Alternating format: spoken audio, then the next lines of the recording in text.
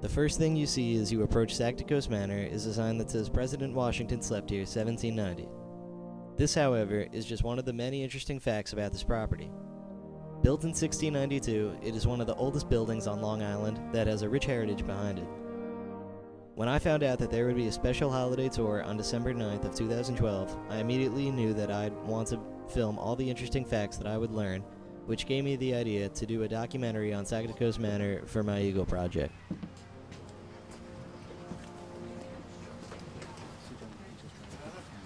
My name is Isaac Thompson. I was born on January 18, 1743. But I lived in that house for many years, and then in 1772, I married Mary Gardner of East Hampton. Well, it originally was called Sagtikos, and we have two deeds involving this. First was an Indian deed from 1692. We had an Indian deed, and then we had a grant from the English governor.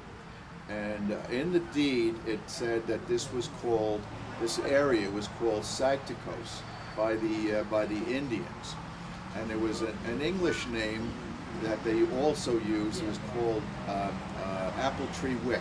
So it basically had two names. They were in the deed.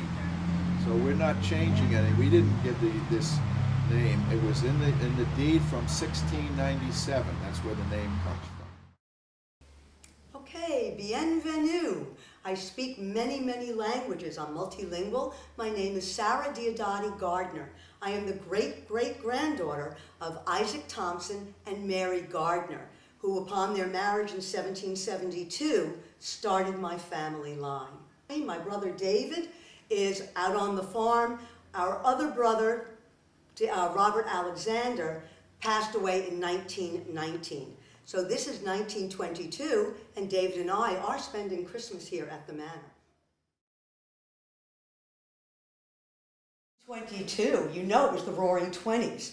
Prohibition was the law of the land. I know you see champagne bottles. Don't tell anyone, because there were bootleggers in the Great South Bay, and because of our wealth and our standing in the community, we were actually able to get some champagne for the holiday seasons. So mum's the word on the champagne. We do have a car. It is in our carriage house, and we have taken many trips abroad, mainly by steamship. The first airplane to get off the ground was in 1903, so we're not taking air flight at this point. But we have taken many trips around the world and spent many months and even years living abroad. And that's why I can speak so many languages. Oh my. Well, I think one of my favorite stories about a tour would be when we had an actual member of the family, a descendant of the family, come through. That was very exciting, and he gave us some family stories. Well, I taught art for 35 years in Babylon Village, and you know that most teachers, I'm sure you know, most teachers love to get up and talk. So when I left teaching 5 years ago, I retired. My friends were here at Sagtikos, and they said, why don't you become a docent, a tour guide? So I did. I started giving the house tours, and I'm on the board of trustees. But my real love is I'm a Cornell Master Gardener. And I started and founded the Friends of the Manor Gardens, which are restoring the historic landscape, and the grounds are just as important as the historic house. So I'm very pleased to do that. Okay.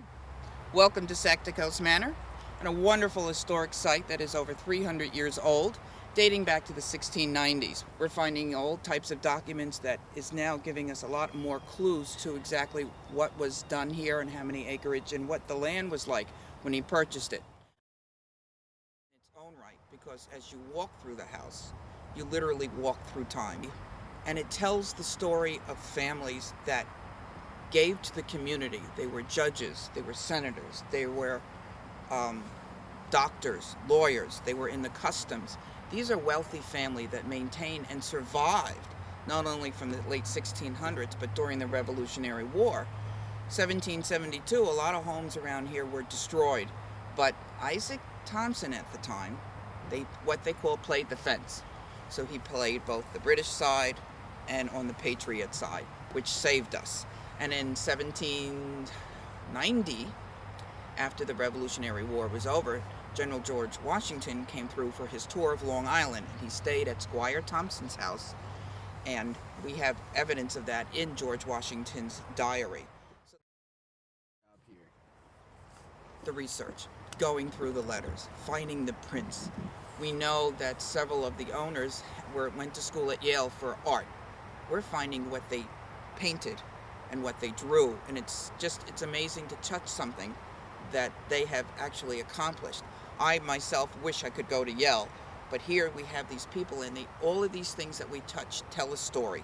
Whether it's a journal, whether it's a print, they travel the world, and it's a wonderful, you almost travel the world with them as you're picking up these particular pieces of paper and letters and documents that they have. So it's almost an insight into their lives.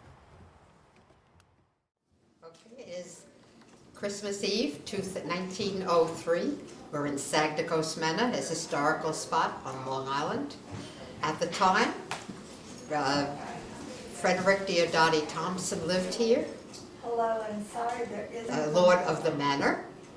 The setup was that his guests were coming, and supposedly the Vanderbilts and the Astors, for a very nice meal. They would come by horse and carriage. I don't think that there was mobilization at that time. They did have electric in the house. They did have bathrooms in the house, which is current for us right now. Okay, You add anything to this? You're in West Side Store? Well, right now, we're in the kitchen and we're preparing the meal that will be served later on. Most of these servants themselves are young Irish women who have come to be employed here. What makes them a very good advantage for them is that they already speak English. And many of them come because their relatives have worked for this family before, or for a family that knows the Thompson family.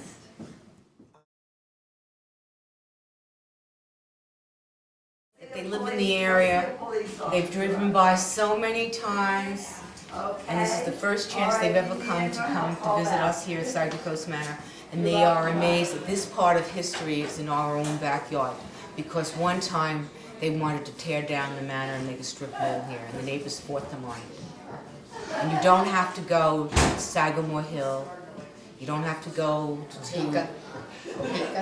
you don't go to Higa Castle, Vanderbilt. you don't have to go to Raynham Hall in Oyster Bay. You just have to come right here and visit us.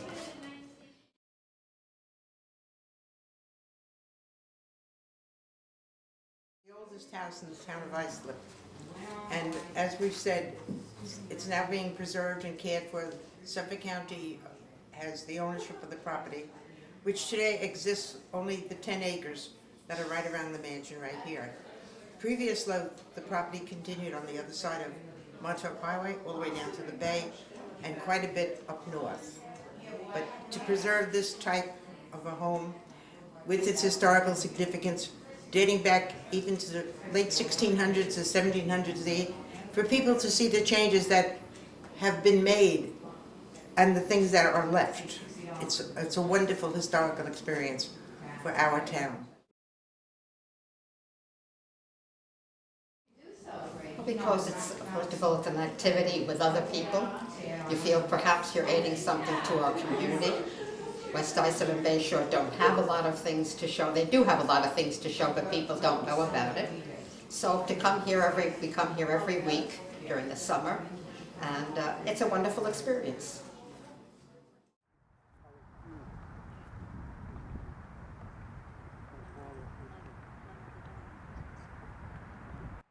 The original property was about 1,200 acres. By 1902, it was 1,200 acres, and it went from the Great South Bay in the south all the way up to Pioneer Drive in Brentwood, about 8 miles long. As I said, there were extensive apple orchards on the Gardner Avenue side, but there are some interesting pieces to the architecture of the house and the property. So let's start looking at the house first. The house was constructed in 3 sections. The property was purchased in 1692 by Stephanus Van Cortlandt, and in 1697 he built the very small section that started the first part of our manor. If you look at the facade of our manor, It's the section right there with the clapboard door, the small window, the two windows to the right of that, and the roof line went straight across. There was no third floor and there were no two upper windows. So it was just this center section. And with the marriage to Gardner in 1772, the Thompson Gardner family has owned this property from 1758 until 2002. So that is pretty unique. As we come down here,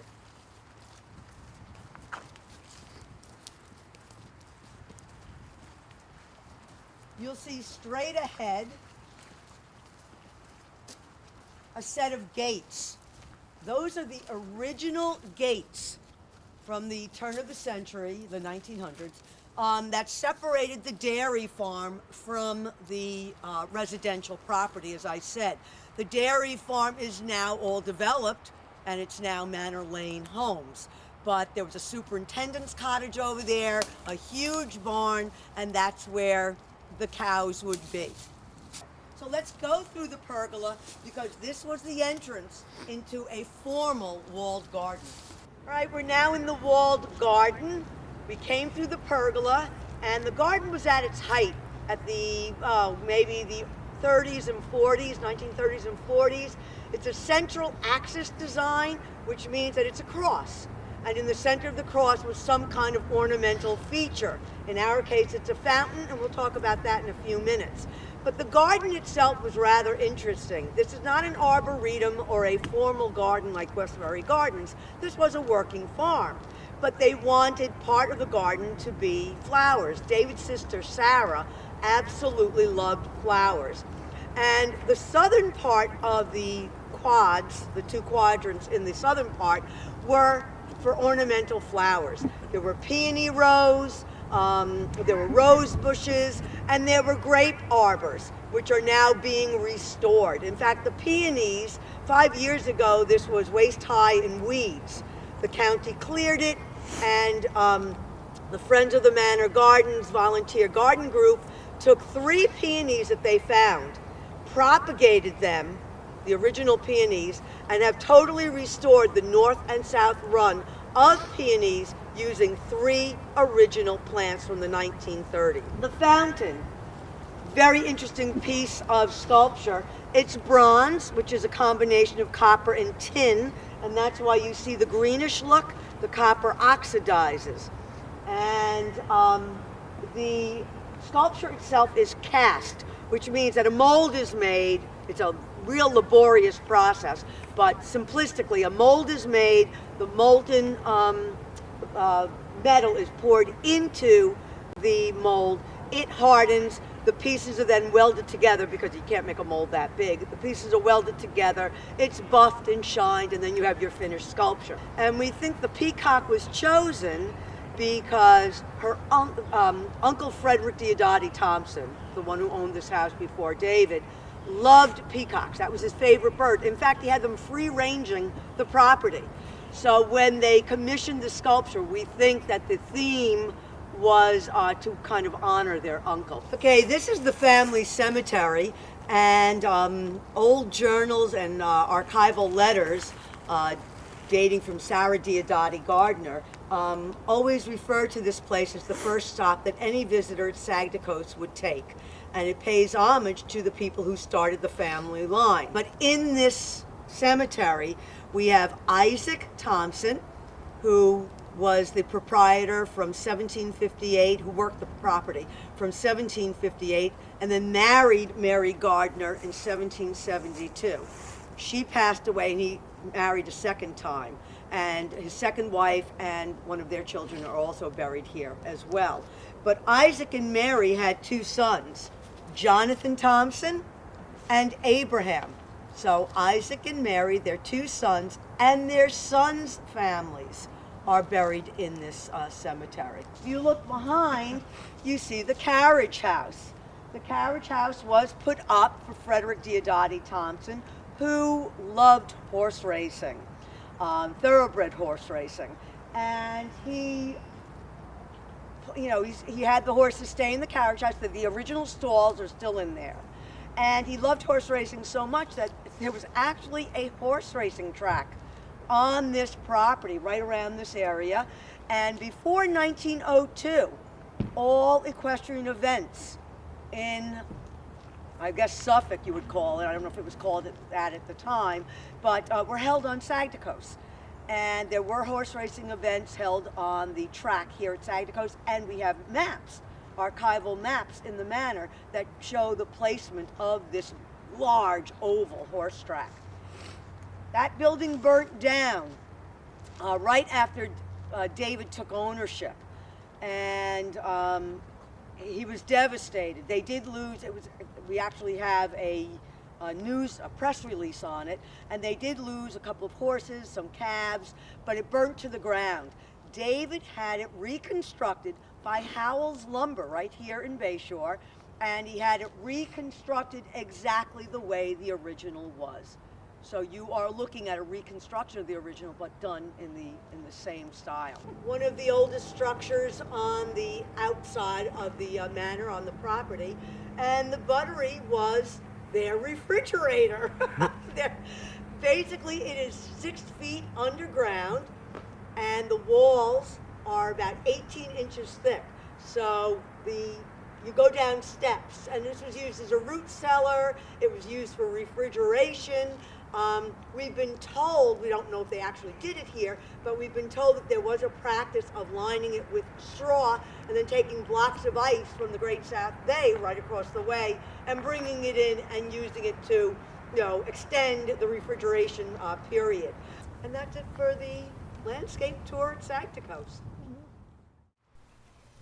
Everything that the docents told me about why they felt so passionate about the property made me realize that Sagtikos Manor is a truly significant historical site. It not only brings history to the people of Suffolk County, but it is still relevant due to the number of new artifacts that they are uncovering. Despite all of this, the manor is still always looking for all the help they can get, whether it's a donation or volunteer work. The littlest ways of reaching out and showing that you care about this house can be a huge help. So please, the next time you visit, ask one of the tour guides how you can help preserve this wonderful historic site.